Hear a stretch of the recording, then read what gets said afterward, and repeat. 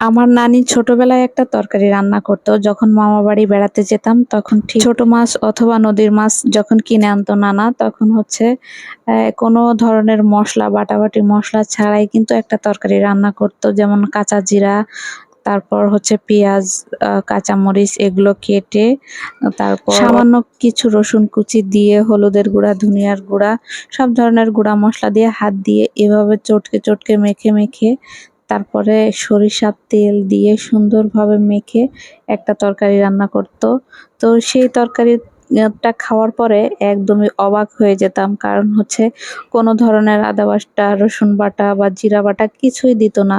তারপরও সেই তরকারিতে এত স্বাদ থাকতো আর এত মজা লাগতো। কেন যে এত মজা লাগতো কিছুই বুঝতাম না। আমি রান্না করতে গেলেও এখন মাঝে মাঝে এভাবে রান্না করার ট্রাই করি, কিন্তু সেই যে নানির হাতের স্বাদ সেটা কিন্তু কখনোই পাই না। এখন আমার মনে হয় এর আরেকটা কারণও আছে, কারণ আগে যেহেতু নদীর মাছ ছিল, সে নদীর মাছগুলো কিন্তু খেতে এমনিতেই টেস্ট লাগতো।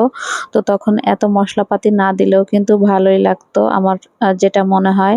আর আমরা যে এখন খাই এটা হচ্ছে চাষের মাছ, বেশিরভাগ মাছই থাকে চাষের মাছ, নদীর মাছ খুবই কম খুঁজে পাওয়া যায়। যাই হোক, কি আর করার।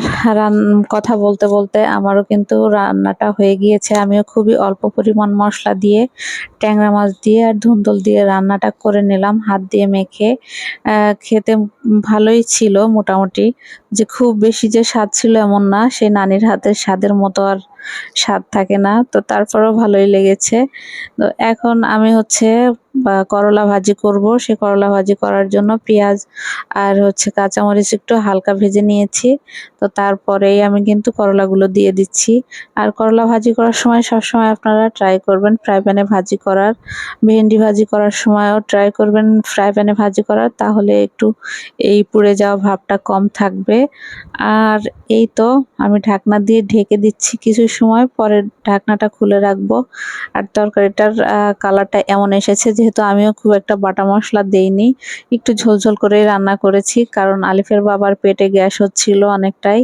তো ভাবলাম একটু পাতলা পাতলা ঝোল করে একটু ট্যাংরা মাছ দিয়ে রান্না করি।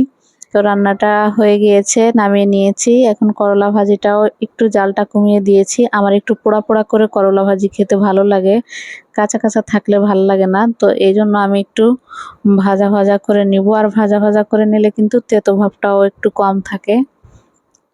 তো আমার মতো কে কে এভাবে রান্না করেন অবশ্যই একটা কমেন্ট করে জানিয়ে যাবেন। আমার আজকের আনাড়ি রান্না বান্না এখানেই শেষ। সবাইকে বিদায় জানাচ্ছি। আল্লাহ হাফেজ, টাটা, ভালো থাকবেন সবাই।